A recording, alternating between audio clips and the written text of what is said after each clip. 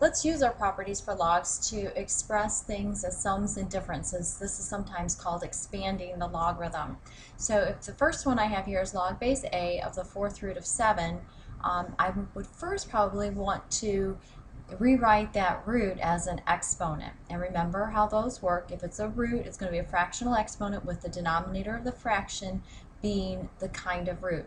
So this is equivalent to log base a of 7 to the 1/4. Now we have a power rule that says if you're taking the log of something that's raised to a power, you can take that exponent and bring it out front and multiply it with your log. So 1/4 log base a of 7. Now this next one's a lot more complicated, or at least it looks more complicated. We've got log base a of this big expression here, x squared y to the 5th all divided by z to the 4th. Okay, well the first thing is we notice we've got a division problem going on, so let's split it up using the quotient rule.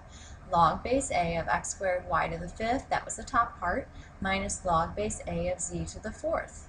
Okay, well now I've got a product right here, so we've got a product rule, meaning we can split this up a little bit further.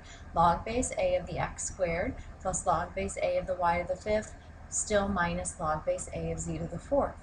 Now we've got powers here, or exponents, so the power rule says you can bring each of those out and make those multiplied with your log. So 2 log base a of x plus 5 log base a of y minus 4 log base a of z. Okay, you always want to take that out last. Let's go the other direction. What if we want to express something as a single logarithm? This is sometimes called condensing, right? So the 2 log base 3 of 6 minus log base 3 of 4. When I'm condensing, anything that's out front I need to take care of first because it's only going to apply to this specific logarithm. So that 2 becomes the exponent on my 6. And then because we are subtracting, we're going to end up dividing the inside stuff. So it becomes log base 3 of 36 over 4, which we simplify to a 9. And if I know the answer, I should simplify further. What exponent do I put on 3 to get 9? A 2, because 3 squared is 9. Right? Now this next one, it's got 3 terms in it, but it works the same basic way. Oops, sorry, there we go.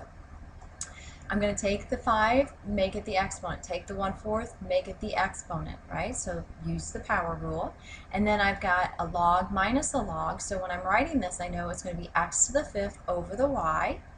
But then we're going to add some stuff, so we're going to multiply. And when you're going to multiply something, it's going to end up going up here in the top. So I can do that all in one step. Log base b of x to the 5th, z to the 4th, all divided by y. All right? Last examples. What if I have log base a of a to the 8th? Well, that 8 can come out front, and then we have log base a of a, which of course is 1, so the answer is 8. I think it really might be just as easy to look at this and say a raised to what power is a to the 8th? Okay, answer 8. ln, remember that means base e, so e raised to what power is e to the negative t? Has to be negative t. And last one, log base what? Well, if there's nothing written, we know it's 10. So log of 10 to the 3k is going to be 10 to what power is equal to 10 to the 3k? The answer is going to have to be 3k.